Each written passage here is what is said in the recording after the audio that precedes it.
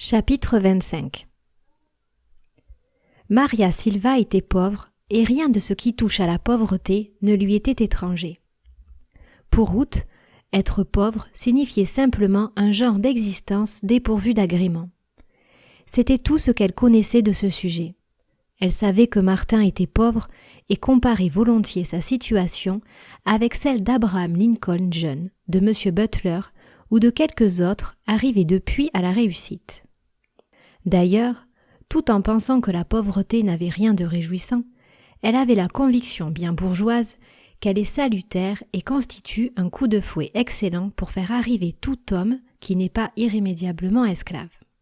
D'apprendre que Martin était si pauvre qu'il avait engagé sa montre et son pardessus ne la troubla donc pas.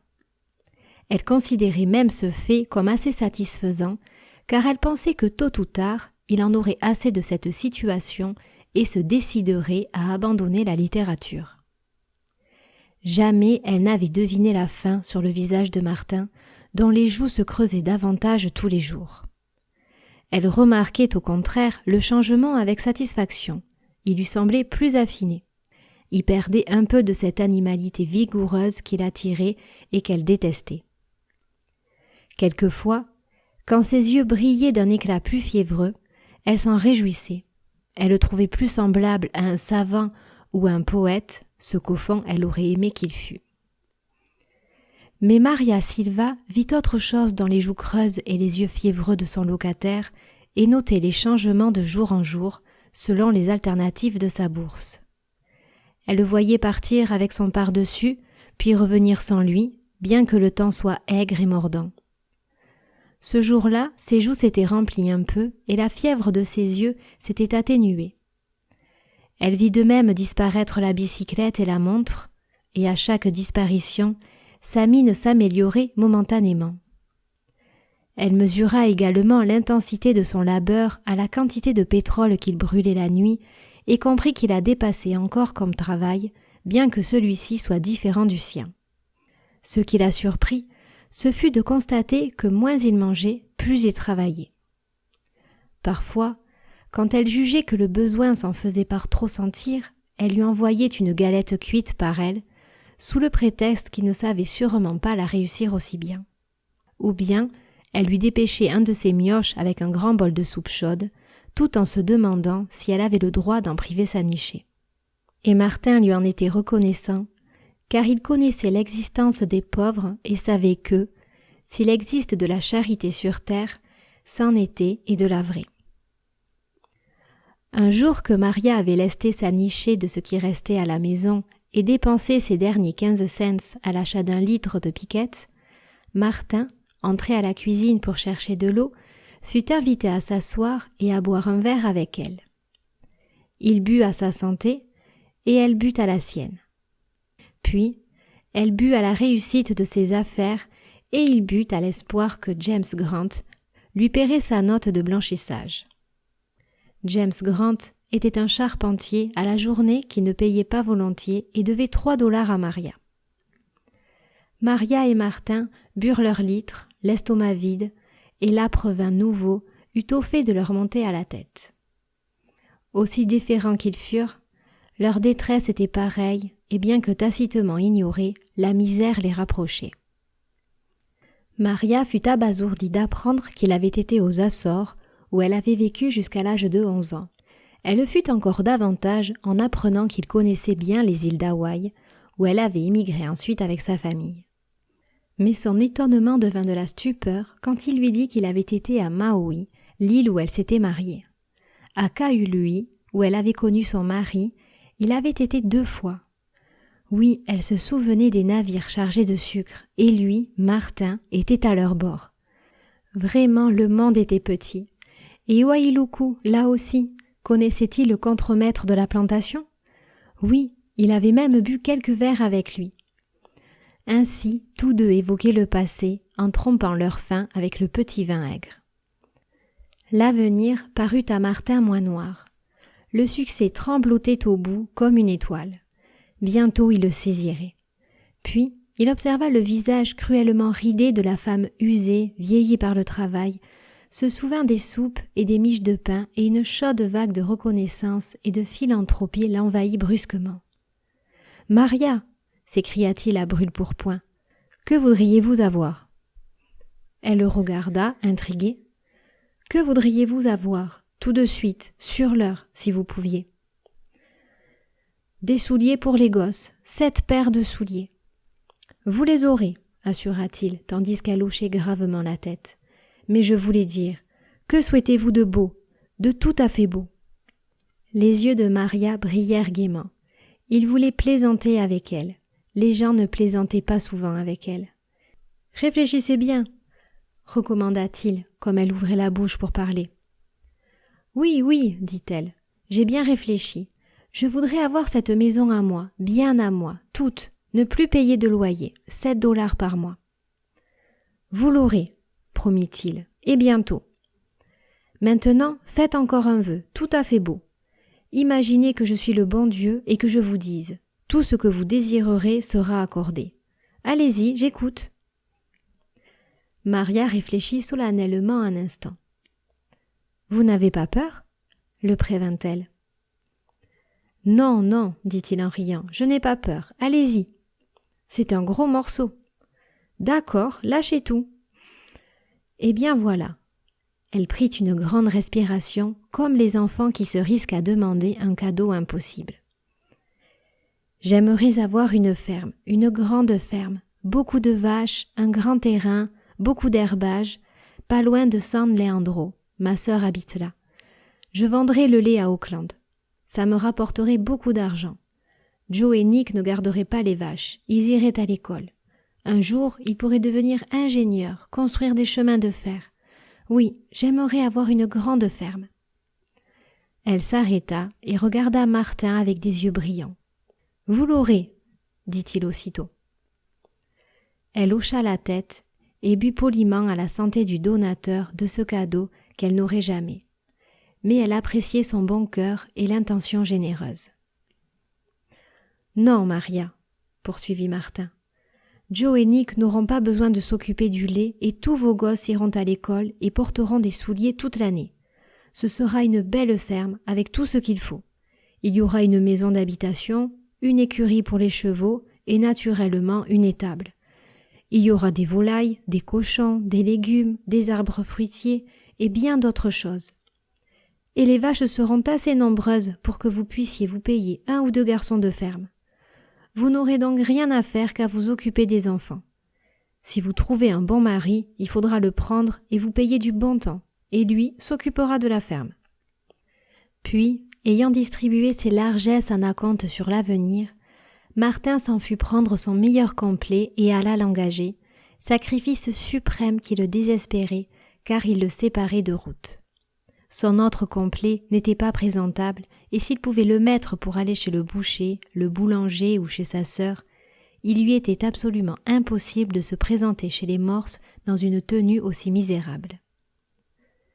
Il trimait toujours, dénué de tout et presque sans espoir. Sa deuxième bataille était perdue sans doute, et il allait être obligé de chercher un travail quelconque. En s'y résignant, il contenterait tout le monde, l'épicier, sa sœur, Ruth et même Maria, à qui il devait 1 mois de pension. Pour sa machine à écrire, il devait 2 mois et l'agence le harcelait pour qu'il paie ou rende la machine. Désespéré, mais pourtant plus que jamais décidé à ne pas se rendre et en quelque sorte, pour conclure un armistice avec le destin, il s'inscrivit aux examens du personnel des chemins de fer. À sa grande surprise, il fut reçu premier. Ce gagne-pain était donc assuré, sans qu'il eût pourtant aucune idée de l'époque où on réclamerait ses services. Ce fut à ce moment-là, le plus dur, que le mécanisme éditorial, pourtant si bien huilé d'habitude, subit un arrêt incompréhensible. Un pignon dut casser ou un graisseur tarir, car à Martin, le facteur apporta une petite enveloppe mince, sur le coin de laquelle était imprimé le nom et l'adresse du Transcontinental Monthly. Son cœur fit un bond désordonné et il se sentit subitement faible, avec une étrange sensation dans les genoux. Titubant, il rentra dans sa chambre, s'assit sur son lit, l'enveloppe encore cachetée à la main, et comprit tout à coup comment il arrive que des gens tombent morts à l'annonce d'une nouvelle extraordinaire. C'était bien une nouvelle extraordinaire. La petite enveloppe ne contenait pas de manuscrit, c'était donc une acceptation. Ce qu'il avait envoyé au Transcontinental était l'appel des cloches, conte tragique de 5000 mots. Puisque les premières revues payaient toujours à la réception du manuscrit, l'enveloppe contenait évidemment un chèque. À 2 cents le mot, 20 $ le mille, le chèque devait être de 100 $, 100 $. En déchirant l'enveloppe, il récapitula le montant de ses dettes. 3,85 $ à l'épicier, 4 au boucher, au fruitier 5 et 2 au boulanger, total 14,85 $. Puis il y avait sa chambre, 2,50 $, plus un mois d'avance, 2,50 $, 2 mois pour sa machine à écrire, 4 $, et un mois d'avance, total 31,85 $. Et pour en finir, ses reconnaissances plus l'intérêt, montre 5,50 $, par-dessus 5,50 $, bicyclette 7,75 $, complet 5,50 € et 60% d'intérêt. En tout, ça faisait 56,10 $. Il lui restait donc en poche, une fois toutes ses dettes payées, 43,90 $, et en payant d'avance un mois pour la machine et un mois de pension. Il avait fini par retirer de l'enveloppe une feuille dactylographiée et l'avait dépliée. Il n'y avait pas de chèque. Il observa l'enveloppe, la regarda par transparence et enfin, n'en croyant pas ses yeux, la défit entièrement avec des doigts tremblants. Il n'y avait pas de chèque. Il lut la lettre, ligne par ligne, passant vite sur les éloges de l'éditeur pour arriver à la seule chose importante, la raison de l'absence de chèque. Il n'en trouva pas, mais il trouva autre chose qui le fit soudain défaillir. La lettre lui glissa des mains. Il tomba sur l'oreiller, ses yeux vacillèrent et il tira la couverture à lui, envahi subitement d'un grand frisson. 5 $ pour l'appel des cloches, pour 5000 mots, au lieu de 2 cents le mot, 10 mots pour 1 cent. Et l'éditeur le complimentait par-dessus le marché. Le chèque lui serait envoyé aussitôt l'histoire publiée. Alors ces 2 cents le mot au minimum, payés d'avance, tout cela c'était de la fumisterie. Jamais il n'aurait essayé d'écrire s'il avait su ce qu'il en était. Il aurait pris une situation pour l'amour de route. Il se rappela le jour où il avait écrit pour la première fois et fut effrayé du temps énorme qu'il avait perdu, tout cela pour 1 cent les 10 mots. Et ce qu'on racontait au sujet des grands revenus des auteurs arrivés devait être faux aussi. Le Transcontinental se vendait 25 cents et sa pompeuse et artistique couverture le proclamait un des premiers magazines. C'était une publication sérieuse, respectable, datant de bien avant sa naissance et qui n'avait jamais cessé de paraître depuis. Tous les mois, sur la couverture, paraissait une phrase d'un des grands pontifes de la littérature proclamant la bienfaisante action du Transcontinental qui, en publiant ses premières élucubrations, lui avait permis de devenir illustre. Et c'était ce même Transcontinental, cette revue inspirée des dieux qui payait 5 $ les 5000 mots. Ce grand pontife venait de mourir à l'étranger, dans la plus noire misère d'ailleurs, chose fort naturelle étant donné la façon généreuse dont on payait les auteurs. Eh bien, il avait mordu à l'hameçon. Les journaux mentaient au sujet des écrivains et de ce qu'on leur donnait. Et il avait perdu 2 ans. Mais à présent, c'était bien fini. Il n'écrirait plus jamais une ligne. Il ferait ce que Root voulait, ce que tout le monde voulait. Il se ferait une situation. Cette résolution le fit penser à Joe. Et Joe qui cheminait par monts et par vaux sans rien faire, et Martin eut un grand soupir d'envie. La réaction de son régime de 19 heures de travail pendant si longtemps se faisait sentir. Seulement voilà, Joe n'était pas amoureux, et s'il mangeait le pain du cheminot, cela ne regardait que lui. Lui, Martin, avait un but et il travaillait en vue de ce but. Demain matin, de bonne heure, il s'en irait à la recherche d'une situation. Et il ferait savoir à Ruth également qu'il s'était amendé et ne demandait pas mieux que d'entrer dans les bureaux de son père. 5 $ les 5000 mots, 10 mots pour un cent, la cote de l'art. La désillusion, le mensonge, l'infamie de tout cela l'obsédaient. Sous ses paupières closes, brûlantes, dansaient en chiffres de feu les 3,85 $ qu'il devait à l'épicier. Il frissonna et s'aperçut que ses os lui faisaient mal, ses reins aussi. Il avait mal au front, à la nuque, au cerveau. Sa tête lui semblait enfler démesurément, et la douleur du front devenait intolérable. Et toujours, sous ses paupières, dansaient les inexorables 3,85 $. Il ouvrit les yeux pour leur échapper, mais la lumière blanche lui fit si mal qu'il dut les refermer. 5 $ pour 1000 mots, 10 mots pour un cent, ressassait son cerveau. Il ne pouvait pas plus échapper à cette pensée qu'il ne pouvait effacer ces 3,85 $. Puis le chiffre changea et il vit que 2 $ s'inscrivaient à la place. Ah oui, le boulanger. Puis apparurent 2,50 $ et il se demanda ce que c'était, comme si c'était une question de vie ou de mort. Il devait ces 2,50 $ à quelqu'un, mais à qui? Il chercha péniblement, fouillant dans les recoins de son cerveau en vain. Tout d'un coup, le problème se résolut, à Maria Silva. Soulagé, il crut pouvoir se reposer. Mais non, sous ses paupières, les 2,50 $ avaient fait place à 8 $. Qu'était-ce encore? Il lui fallait faire le tour de son cerveau exténué et trouver.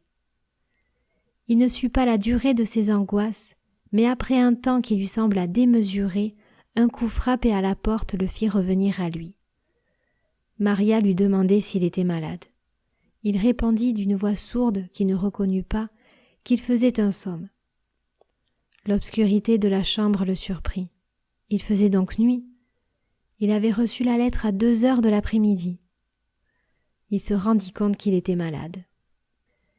Bientôt, les 8 $ se remirent à danser devant ses yeux fermés, et il fut repris par le torturant esclavage des chiffres. Mais rusant rageusement avec lui-même, il se défendait de chercher à travers son cerveau. Pourquoi faire? Il n'avait été qu'un idiot. Il eut la sensation de manœuvrer un levier et son cerveau se mit à tourner autour de lui. C'était une monstrueuse roue de la fortune, un manège de la mémoire, sphère vertigineuse de la sagesse.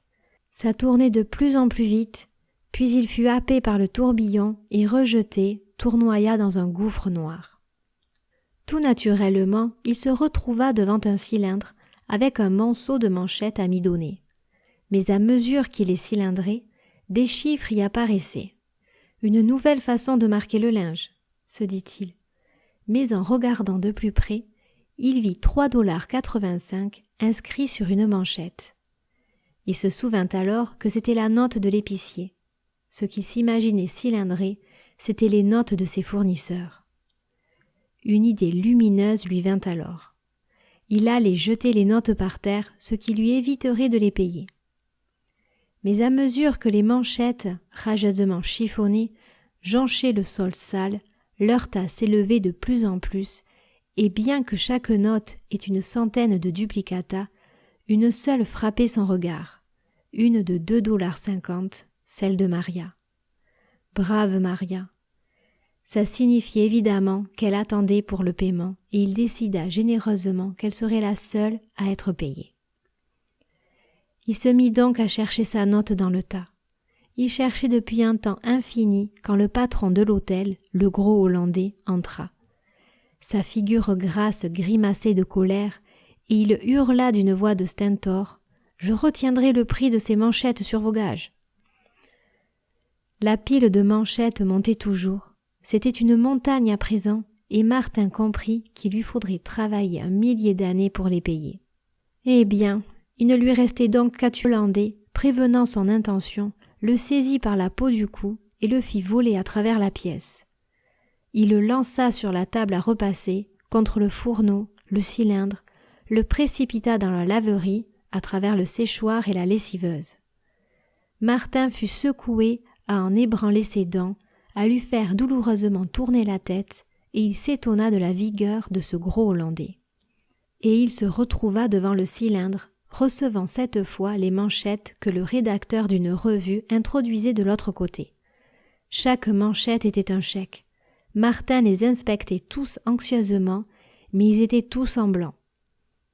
Pendant 1 million d'années environ, il resta là, sans oser s'en aller de peur de manquer le seul chèque qu'il fut rempli.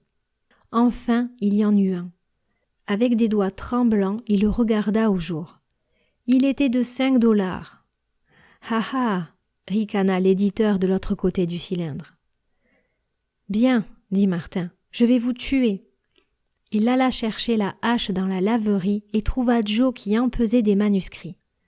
Il essaya de l'en empêcher, puis leva sur lui la hache. Mais l'arme resta suspendue en l'air et Martin se retrouva dans une autre pièce au milieu d'une tourmente de neige. Mais non, ce n'était pas de la neige, mais de formidables chèques dont le moindre était de $100.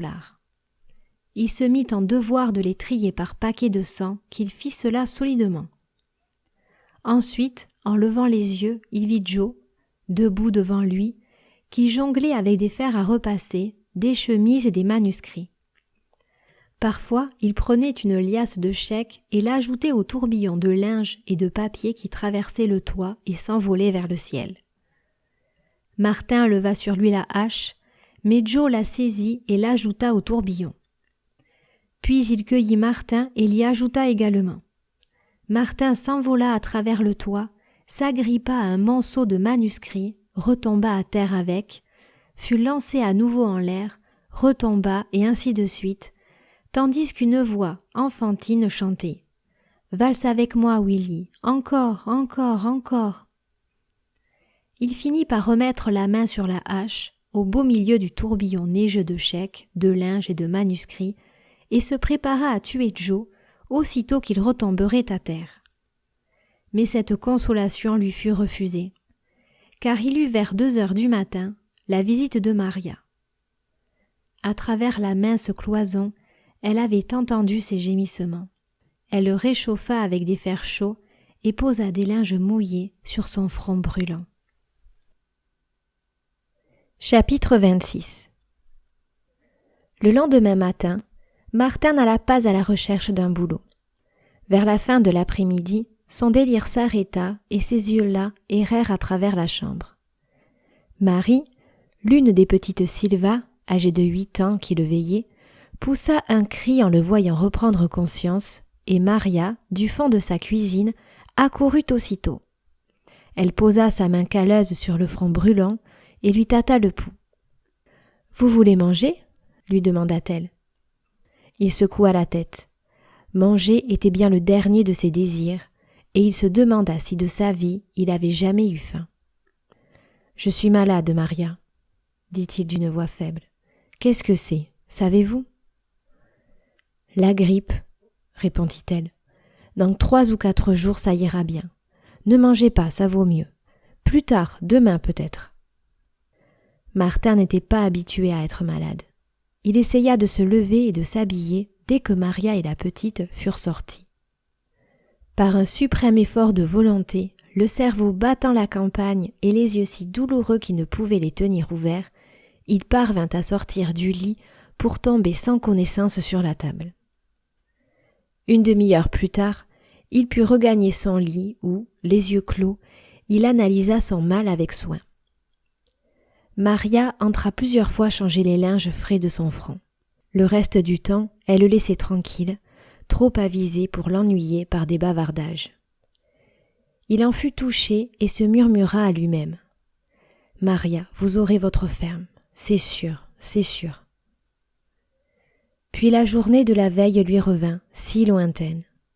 Il lui sembla qu'il s'était écoulé des siècles depuis que cette lettre du transcontinental était arrivée, que toute une vie s'était écroulée puisque tout ça était fini, enterré, et qu'il allait tourner la page. Il avait brûlé sa dernière cartouche et maintenant il était sur le flanc. S'il ne s'était pas laissé mourir de faim, la grippe n'aurait pas eu de prise sur lui. Il était anémié et les microbes avaient trouvé en lui un terrain propice. « À quoi sert un homme d'écrire une bibliothèque entière et de gâcher sa vie ?» dit-il tout haut. « Ça m'est refusé, plus de littérature. À moi le pupitre et le grand livre de caisse, l'honnête salaire et la petite maison avec route. » Le surlendemain, après avoir mangé un œuf, 2 toasts et bu une tasse de thé, il demanda son courrier. Mais ses yeux lui faisaient trop mal pour lui permettre de lire. « Lisez-moi cela, Maria, dit-il. Pas les grandes enveloppes longues, jetez-les sous la table. Lisez-moi les petites lettres. » « Je ne sais pas lire, répondit Maria. Thérèse qui va à l'école, elle sait, elle. » Thérèse Silva, 9 ans, ouvrit donc les lettres et les lui lut. Il écouta vaguement une longue lettre de récrimination du marchand de machines à écrire, l'esprit occupé à chercher un moyen de trouver du travail. Tout à coup, une phrase entendue par hasard le fit tressaillir. « Nous vous offrons 40 $ pour les droits d'auteur de votre nouvelle, épelait lentement Thérèse, à condition que vous nous autorisiez à y faire tout changement jugé utile. »« Quelle revue est-ce » cria Martin. « Tiens, donne-moi ça. » Il y voyait clair à présent et ne sentait plus sa fatigue. C'était la White Mouse qui lui offrait 40 $ de sa nouvelle Le Tourbillon, un de ses contes dramatiques. Il relut la lettre plus de 10 fois. L'éditeur lui disait que son idée n'était pas bien rendue, mais qu'elle était assez originale. S'il pouvait rogner un tiers de l'histoire, il apprendrait et lui enverrait les 40 $ au reçu de sa réponse. Martin demanda de l'encre et une plume et répondit que l'on pouvait en couper les 3/4 si on voulait et qu'il attendait les 40 $. Une fois Thérèse partie à la poste avec la lettre, Martin s'étendit de nouveau et réfléchit. Après tout, ce n'était pas une blague. The White Mouse payait d'avance. Le tourbillon avait 3000 mots. En coupant le tiers, ça ferait 1000 mots, donc 2 cents le mot. Les journaux avaient dit vrai. Et lui qui croyait The White Mouse une revue de 3e ordre. Il n'y connaissait rien, c'était évident. En tout cas, il y avait une chose certaine. Aussitôt guéri, il ne chercherait pas de travail. Dans sa tête, il y avait bien d'autres histoires aussi bonnes que le tourbillon. À 40 $ pièce, il gagnerait bien plus que dans n'importe quelle situation. Au moment précis où il croyait la bataille perdue, elle était gagnée. Il avait obtenu la preuve qu'il voulait, sa voie était tracée. The White Mouse commençant, les autres magazines suivraient inévitablement. La matérielle pouvait être éliminée. Ça avait été du temps perdu, puisqu'il n'en avait pas touché un cent. Il allait se consacrer à la littérature, la vraie, et pourrait y déverser ce qu'il avait de meilleur en lui. Il souhaita ardemment pouvoir faire partager sa joie à Ruth, et voilà qu'en parcourant les lettres éparses sur le lit, il en trouva une d'elles. Gentiment, elle le grondait, en lui demandant pourquoi il n'avait pas donné de ses nouvelles depuis si longtemps. Il relut avec transport la lettre adorée, le moindre trait de plume de son écriture, et finit par embrasser la signature. Dans sa réponse, il lui dit délibérément qu'il n'avait pas pu aller la voir parce que ses habits étaient au clou, qu'il avait été malade et qu'il était presque rétabli et que dans 10 ou 15 jours, le temps pour une lettre d'aller à New York et d'en revenir, il aurait dégagé ses habits et irait la voir. Mais Ruth ne se souciait pas d'attendre 10 ou 15 jours. D'ailleurs, son amoureux était malade.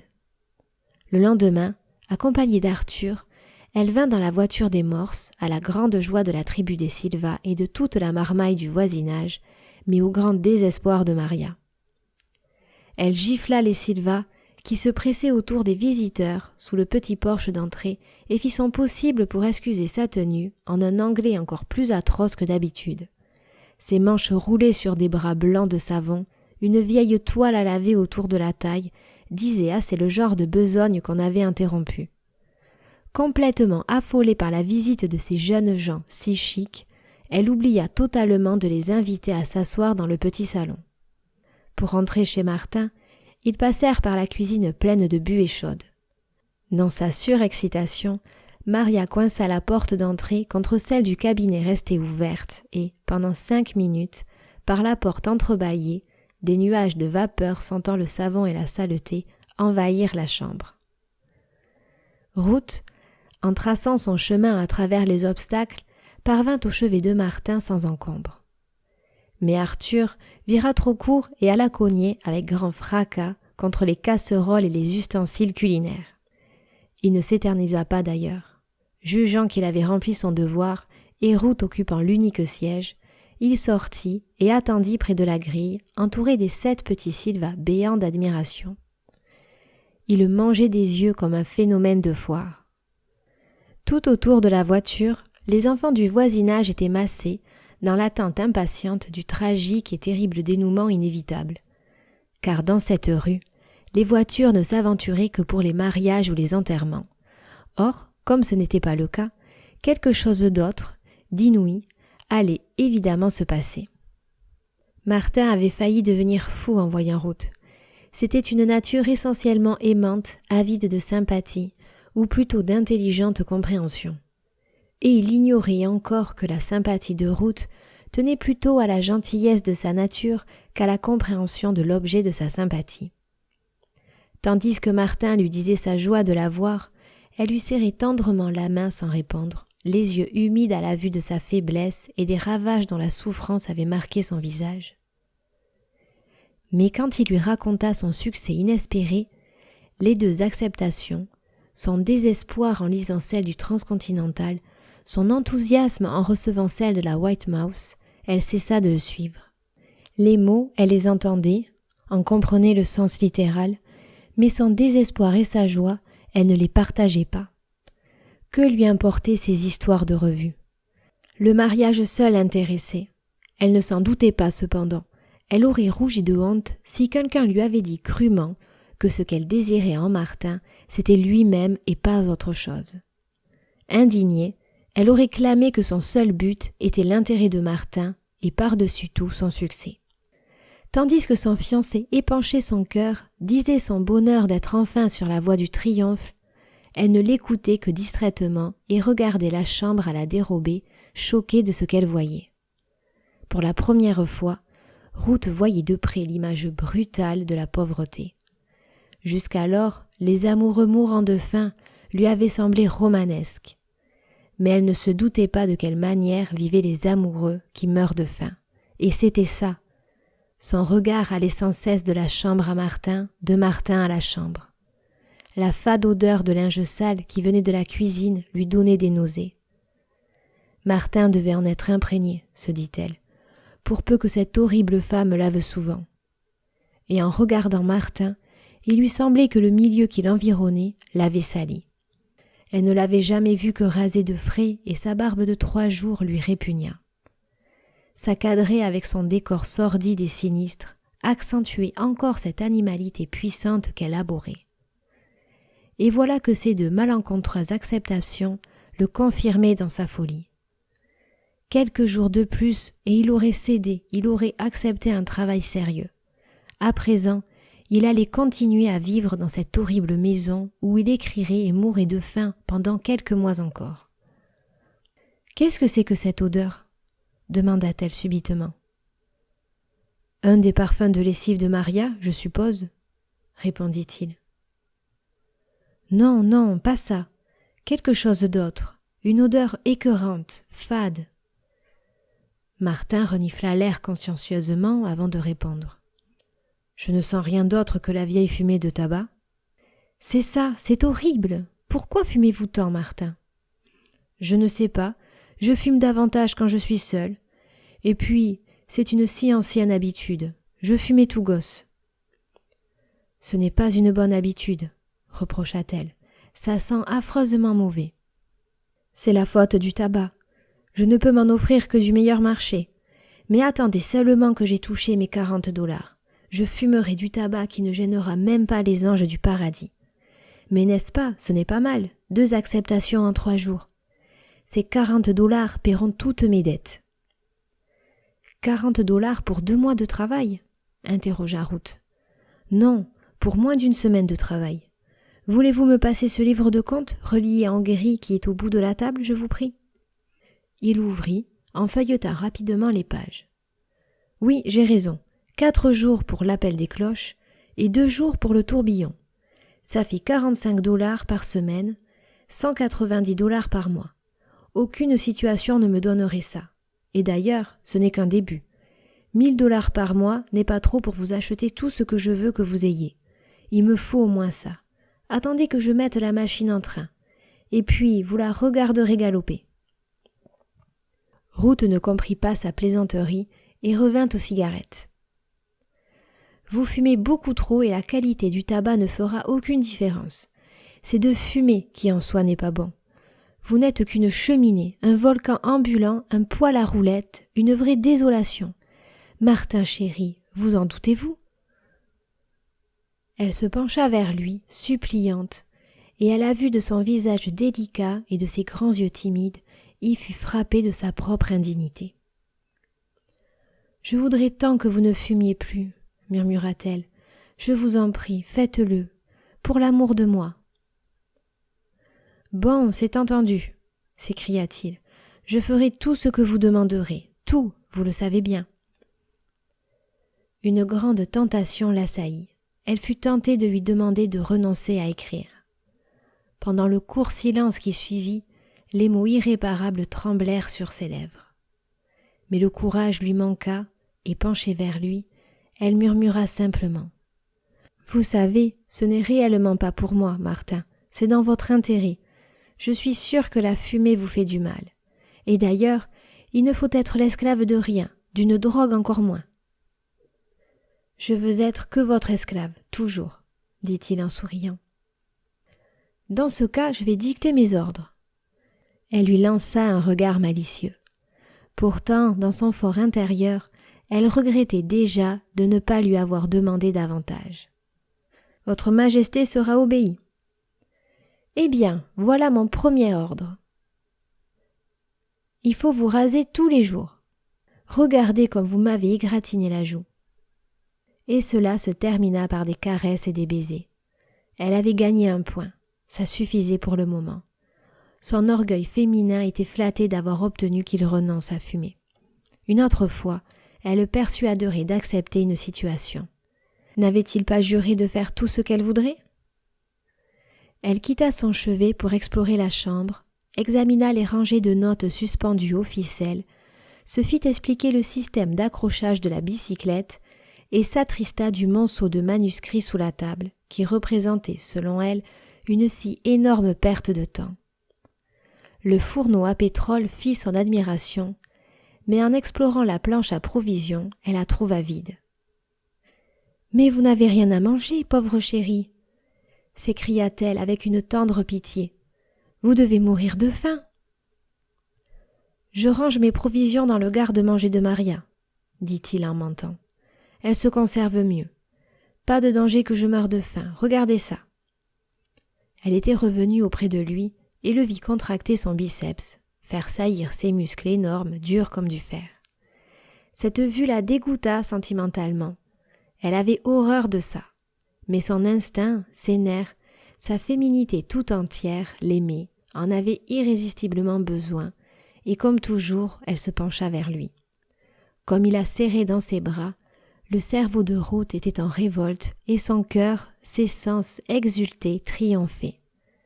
Dans des instants pareils, elle sentait profondément son amour pour Martin, car elle éprouvait un ravissement extraordinaire à sentir ses bras puissants la serrer éperdument.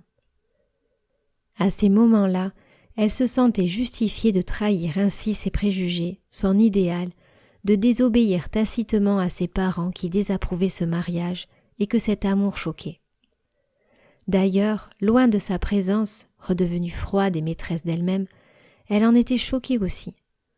Quand ils étaient ensemble, elle l'aimait, d'un amour parfois agacé, il est vrai, mais plus fort que sa volonté.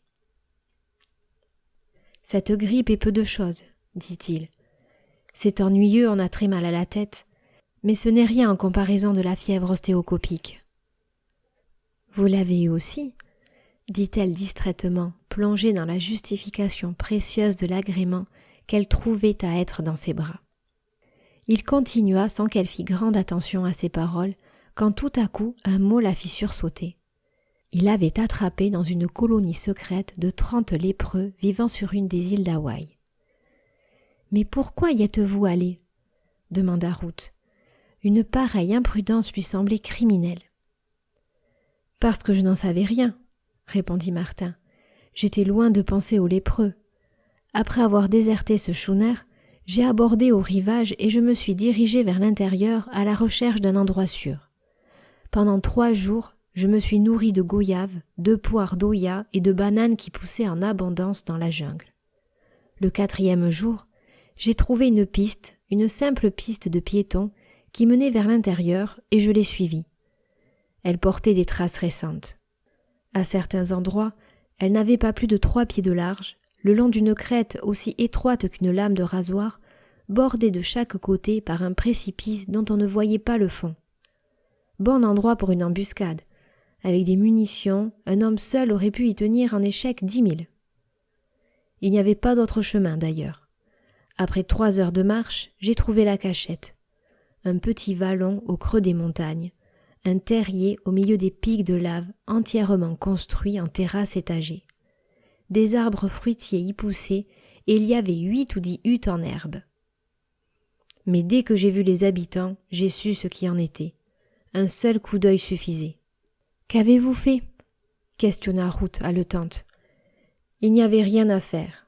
Leur chef était un bon vieillard en bien mauvais état déjà, mais d'une autorité indiscutée. Il avait découvert ce vallon et fondé cette colonie absolument hors la loi. Mais il avait des fusils, beaucoup de munitions, et ses Kanaks, entraînés à chasser les fauves et le sanglier, étaient des tireurs extraordinaires. Non, Martin Eden n'avait aucune chance de pouvoir s'enfuir, et il y est resté 3 mois. Mais comment avez-vous pu vous échapper ? Je serais encore là-bas sans une jeune fille à moitié chinoise, avec un quart de sang européen, un quart de sang hawaïen. Une beauté, la pauvre créature, et bien élevée. Sa mère, à Honolulu, valait bien 1 million. Eh bien, cette fille m'a permis de m'enfuir à la fin. C'était sa mère qui finançait la colonie, vous comprenez ? Et la fille ne craignait donc pas de se faire punir en me faisant fuir.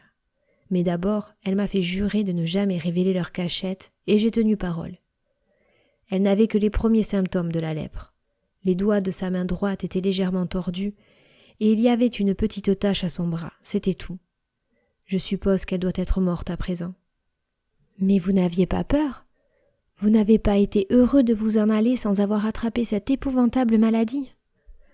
Mon Dieu, avoua-t-il, au début je n'étais pas précisément à mon aise, mais je m'y suis habitué.